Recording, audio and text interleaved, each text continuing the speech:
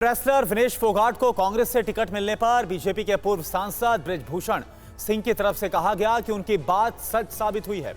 आंदोलन के पीछे कांग्रेस का हाथ था। पूरी खबर आप देखिए।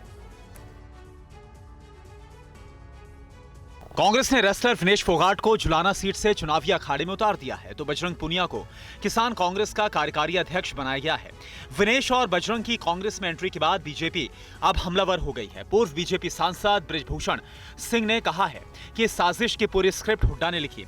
बृजभूषण के मुताबिक उनकी बात सच साबित हुई है। आंदोलन के पीछे कांग्रेस का हाथ था। राजनीति के लिए इन्होंने बेटियों का इस्तेमाल किया, बेटियों को बदनाम किया, विशेष करके महिला खिलाड़ियों के सम्मान को ठेस पहुंचाया। और ये बेटियों के सम्मान के लिए नहीं लड़ रहे थे, ये राजनीति के लिए लड़ रहे थे। इनकी स्क्रिप्ट, पूरी स्क्रिप्ट कांग्रेस के द्वारा लिखी जा चुकी थी और इन्होंने बेटियों को बदनाम कर दिया।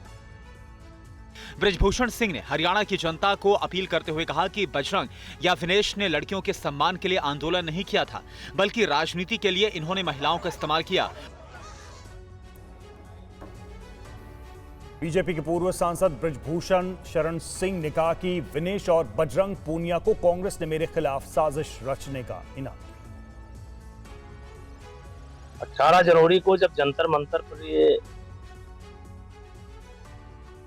आंदोलन शुरू हुआ था खिलाड़ियों के नाम पर, उसी समय जब मुझे मौका मिला था तो मीडिया के सामने ये बात रखी थी कि ये सब झूठ है और षड्यंत्र है और इस षड्यंत्र के पीछे भूपेंद्र हुड्डा है और कांग्रेस है। और आज वही बात सामने निकल करके आई, षड्यंत्र का पर्दाफाश हुआ। फाइनल जो स्क्रिप्ट लिख करके आई वो कांग्रेस कार्यालय में दिखाई पड़ी। बाकी अब जनता को फैसला करना, पार्टी अगर कहेगी तो जाएंगे, लेकिन भारतीय जनता पार्टी में नेताओं का अकाल नहीं है। हमारे पार्टी में बहुत बड़े बड़े नेता हैं। और कांग्रेस नेता पवन खेड़ा ने बृजभूषण शरण सिंह के आरोपों को पूरी तरह से बेबुनियाद बताया। अगर कोई महिलाओं की आवाज उठाए, वो आवाज समाज से उठे, महिलाएं सुरक्षित नहीं महसूस करती, महिला खिलाड़ी पहलवान अपने आप को सुरक्षित नहीं पा रही, तो हम समाज में एक प्रतिष्ठित राजनीतिक दल हैं, क्या हम वो आवाज सुनेंगे नहीं? क्या हम अपनी आवाज नहीं उठाएंगे? इसमें भी भाजपा को आपत्ति है। हम उनकी तरह नहीं हैं जो बिल्किस बानो के बलात्कारियों को मालाएं पहनाएं। हम उनकी तरह नहीं हैं जो बृजभूषण शरण सिंह के साथ खड़े रहें और पहलवानों के खिलाफ जाएं। हम जिसके साथ गलत होगा उसके साथ खड़े रहेंगे, गर्व से खड़े रहेंगे, ऊंची आवाज में उनका समर्थन करेंगे। आप खड़े रहिए बलात्कारियों के साथ, हमें कोई दिक्कत नहीं। रेलवे ने उनको नोटिस भी दिया है, उनके पॉलिटिकल एक्टिविटीज़ की वजह से बजरंग पुनिया को भी नोटिस दिया है। आपको लगता है कि ये राजनीतिक तौर पर ये पूरा मामला? कोर्ट के जज आज जज हैं, कल भाजपा में शामिल हो जाते हैं, कोई आपत्ति नहीं है। इन्हें विनेश फोगाट के और बजरंग पुनिया के कांग्रेस में शामिल होने में क्या आपत्ति है? क्यों डर रहे हैं साहब इतना? और वहीं भारतीय कुश्ती संघ के अध्यक्ष संजय सिंह ने कहा है कि पूरा आंदोलन कांग्रेस के इशारे पर हुआ। आंदोलन की वजह से पहलवान प्रैक्टिस नहीं कर पाए।